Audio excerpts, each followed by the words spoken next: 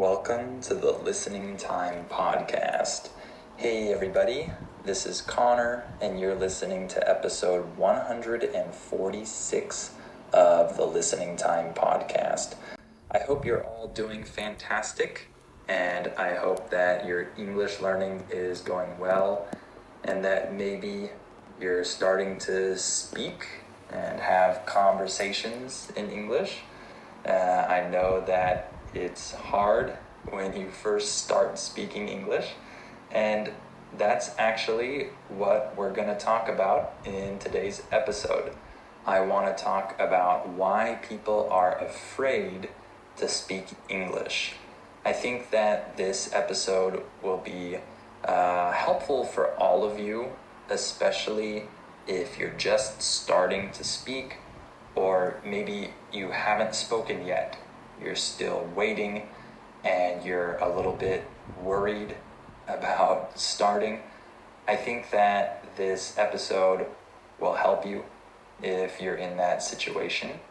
And I think that it will give you a little bit of motivation to start if you feel like you're getting to the point where you're ready to speak, because you understand a lot, but you're a little bit afraid.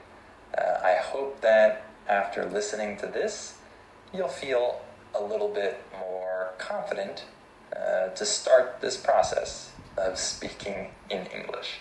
So that's what we'll talk about today. So I'm sure you'll like this episode. And if you feel like you understand me really well already, and you want to practice with something more difficult, then I recommend that you sign up to become a Listening Time family member so you can practice with my advanced episodes in which I speak fast. So the link to sign up is down below in the episode description. That's patreon.com/listeningtime. And if you want something even more challenging, then you can practice with my US Conversations podcast, in which I have conversations with different English speakers from around the country. They're all teachers who teach English, and we talk about a lot of different topics. And with this podcast, you'll also just learn a lot about the country, about the US in general. It's a lot of fun. It's great practice for you. So the link is also down below. That's patreon.com/US Conversations. And as always, please share this podcast with any English learners that you know. And please give it a 5-star rating and write a review on Spotify or Apple Podcasts. All right, let's get started. Are your ears ready? You know what time it is. It's listening time. Okay, let's talk about why people are afraid to speak English. In this episode, I'm going to talk about the 3 main reasons, in my opinion, why people are afraid to speak English. And we'll talk about why people have that fear, and I'll try to relieve your fears a little bit. Hopefully, you won't feel as afraid after listening. And before I mention these 3 reasons why people are afraid to speak, I want to note that I still think that it's important to be able to understand English pretty well before you start speaking consistently. I'm not saying you have to do this. Everyone has different philosophies when it comes to language learning, and I'm not saying that I'm right and everyone else is wrong. However, in my experience, having conversations with people from all over the world, students who are learning English from many different countries. I've done this for many years. I've talked to many people for thousands of hours. So I'm speaking from experience here.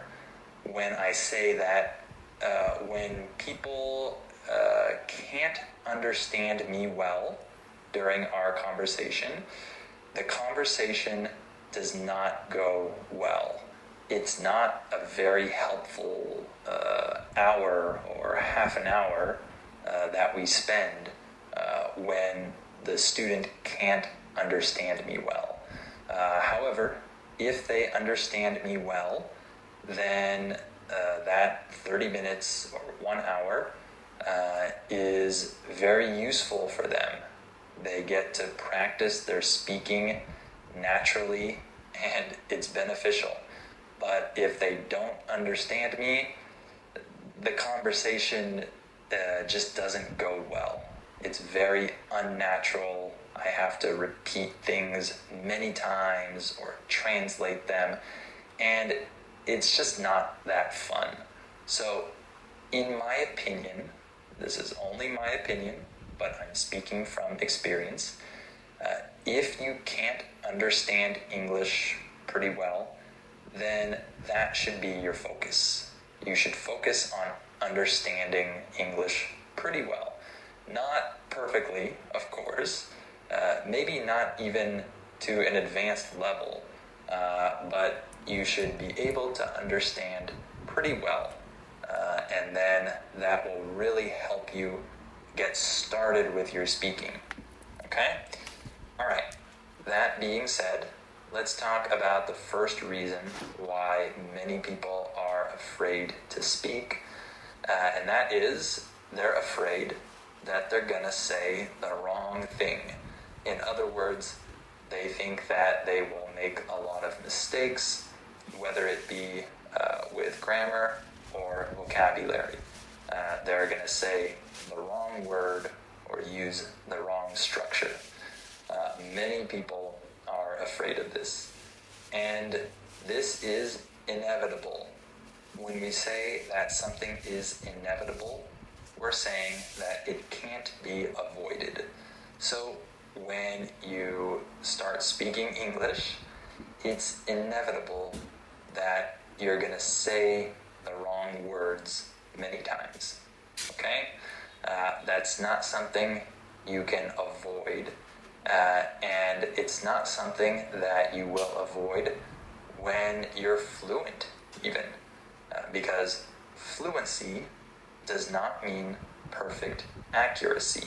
Fluency and accuracy are two different things. So even when you become fluent in English, you're still gonna make mistakes sometimes. Okay? So don't have this idea that some people, when they learn English, they don't make mistakes and you make a lot of mistakes. No, that's not reality. We all make mistakes. We all say things wrong. We all use the wrong words when we're learning a language. Okay? And most mistakes aren't significant. That's something really important that I want you to remember. Most of your mistakes aren't that significant. Some of them are, of course, but most of them aren't. If you use the wrong form of a verb, for example, maybe you used the wrong verb tense, or you just didn't know how to use the verb tense correctly, that's usually not going to be a huge problem. Okay, if you used the present perfect when in reality it would have been better to use the past simple. Sometimes it's significant, but most of the time it's not. Okay, so the important thing to remember is that native speakers just want to understand you. That's what we're focused on. We're not focused on all of your mistakes. We just want to understand what you're saying. And so if your mistake isn't significant, if it doesn't change our understanding of what you're saying, then it doesn't really matter that much. Okay? I'm not saying that you shouldn't try to get better and correct your mistakes. Of course, you should do that. However, don't be afraid to make mistakes, because as long as these mistakes don't affect the native speaker's understanding of what you're saying, then they're not significant. Okay? Focus on the significant mistakes for sure. For example, a really big one is that some people have the tendency of saying she when they really want to say he. That's a big mistake. That's something that will cause a lot of problems. So focus on those big mistakes, but to be honest, the majority of your mistakes aren't big, so don't worry, okay? And how do you get better at this and not make as many mistakes, not say the wrong thing? Well, you need to have more conversations. If you can already understand pretty well, of course you need to continue listening. That will help you too. That always helps, of course. But having more conversations will also eventually teach you the correct way to speak. Okay? You're gonna develop that memory of what to say and what sounds natural if you speak a lot and have conversations and you hear the other person say things to you, and over time the natural, correct way to say things will become automatic for you. But it takes time and it's little by little, right? So just start having conversations if you can understand English pretty well, and just know that you'll make mistakes, but the conversations themselves are the training that you need to eventually not make as many mistakes, right? Pretty simple. So let's talk about another reason why people are afraid to speak English, and that is that they are afraid that they have bad pronunciation or that they have a big accent, a heavy accent. And I talked about this recently in an episode, so some of this you've already heard me say before. But just know that we all have pronunciation problems and we all have an accent. Again, we're all in the same boat here. That phrase, we're all in the same boat, means that we're all in the same situation, okay? It's not different for some of us, okay? We don't say things the way that native speakers say them when we're learning that language, especially as an adult, right? We don't have the same muscle memory of how to make the correct sounds and all of that, okay? And I have this problem big time in French.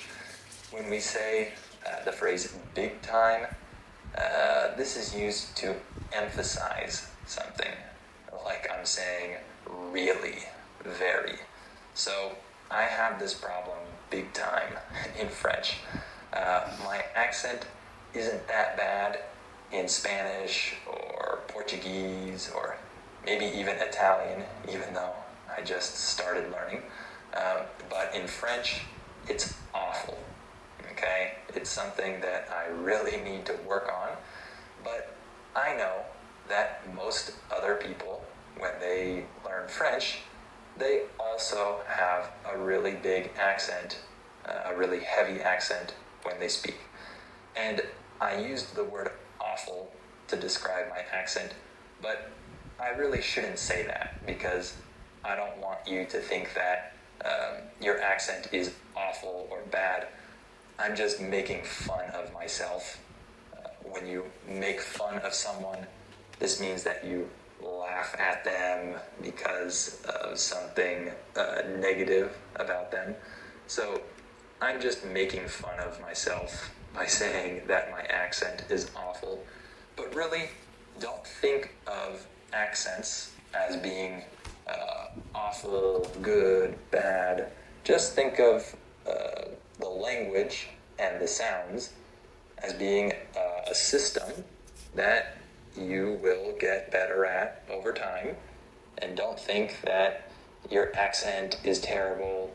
Just accept that you have an accent and you'll work on that over time, right?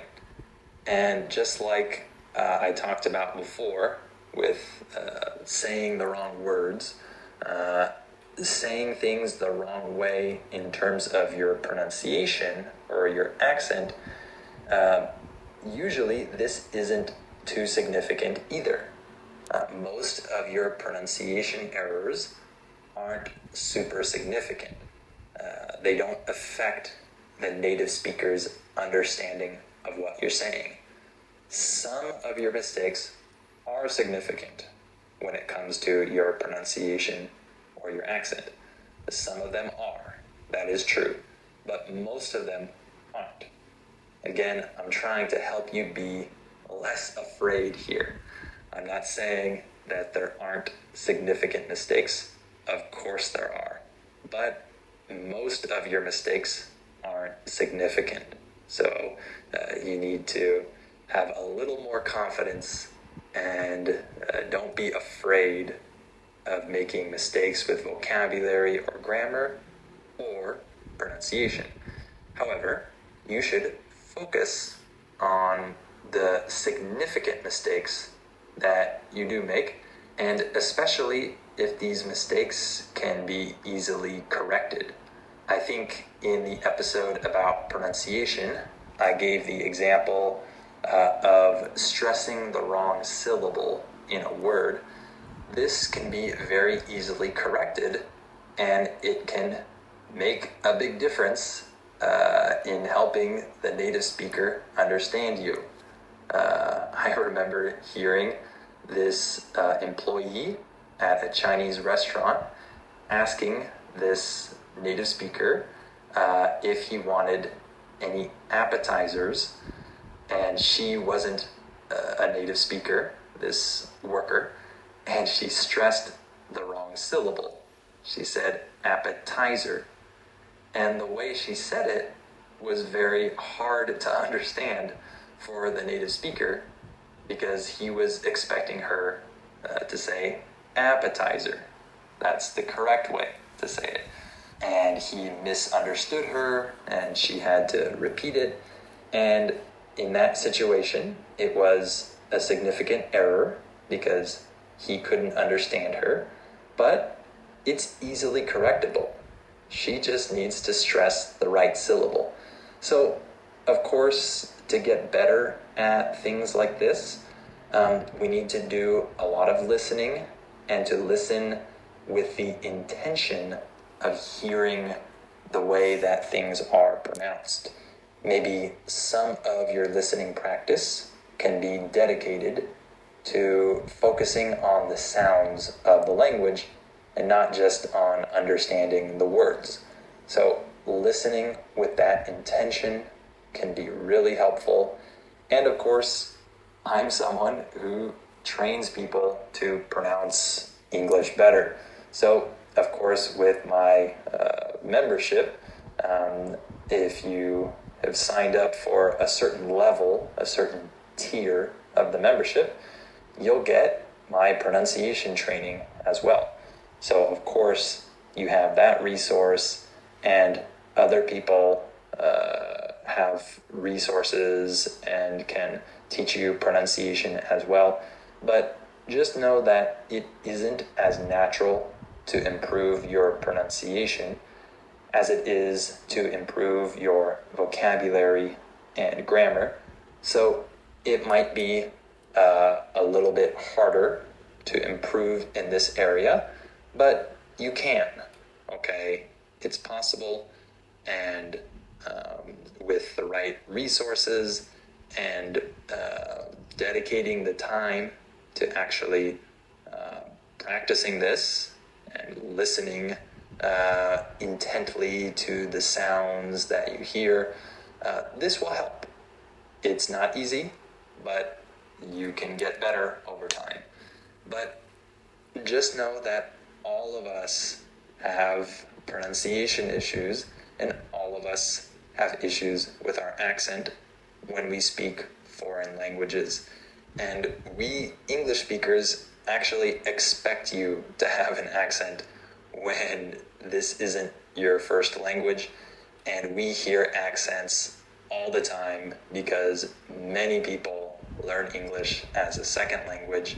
And so we're really accustomed to this. Don't be afraid that we're going to make fun of you and criticize your accent. No, don't be afraid of that. Just know that this is normal and try to correct the significant errors, okay? But most of your pronunciation errors are not significant, okay? And one other reason why people are afraid to speak English is because they feel that they get stuck, like they freeze and they can't say anything, or they don't know how to say things. And again, this is normal. This is something that is going to happen to you when you first start speaking, even if you can understand pretty well. I always talk about how understanding English well will help you speak and get started speaking, and that's true. However, you're still going to feel like you get stuck often when you first start speaking, even if you understand well. And this is similar to learning how to drive. I talked about this recently in a YouTube video, and I think there will be a bonus episode about this topic, if I'm not mistaken. And that's because I'm teaching my wife how to drive right now. So this is on my mind. And this is a great comparison because, for example, my wife, she read the whole handbook that talks about all the rules that you need to know when driving in California. And she had to memorize all of these things, and she had to pass a test where she answered questions about the rules. And she sees me drive almost every day because we drive places, and she sees what I do, what I don't do. She sees all of the different maneuvers that I make. A maneuver is some type of movement that you make with some intention. So she sees my maneuvers, she sees what other drivers do, she can feel everything being in the car. So she has all of that experience of learning how to drive, but when she actually first started driving, it was like she was frozen. She felt stuck, even though she knows where the brake pedal is, how to accelerate. She knows the rules of the road. She knows all of that, but right now, because she just started driving, actually behind the wheel, as we say, she's the one driving. It's like she has to develop this muscle memory and learn how to do these different things, even if she kind of already knows them because she's seen me do these things, she's read about them, she knows them, but she hasn't actually done them herself. and now she's driven probably like 6 or 7 times in total, and she's already improved a ton. She's already doing very, very well compared to her first day driving, because on her first day, she felt like she didn't know what she was doing, even though she had already learned a lot of this.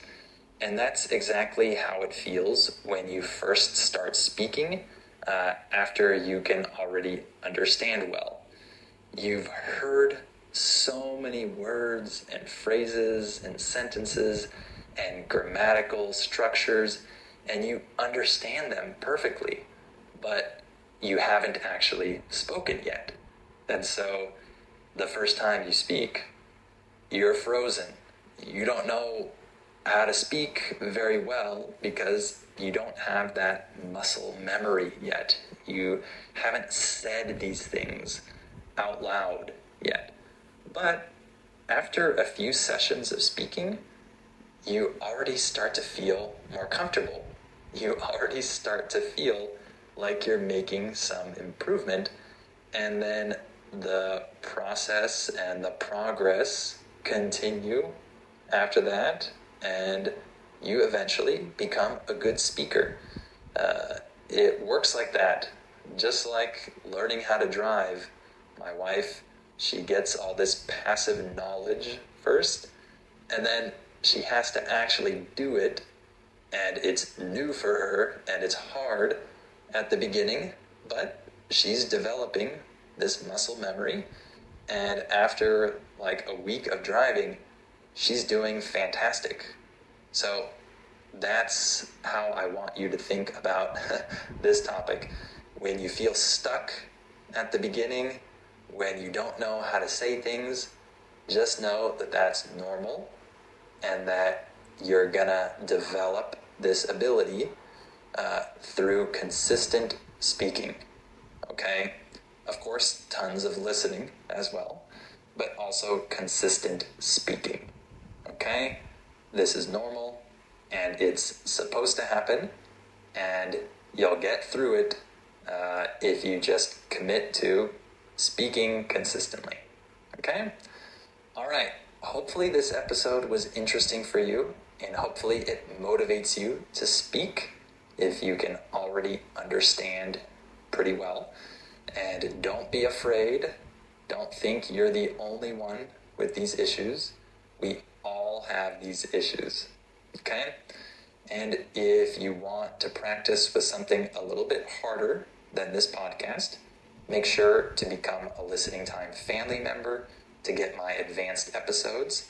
And you can also sign up for my US Conversations podcast to practice with my conversations with other English speakers.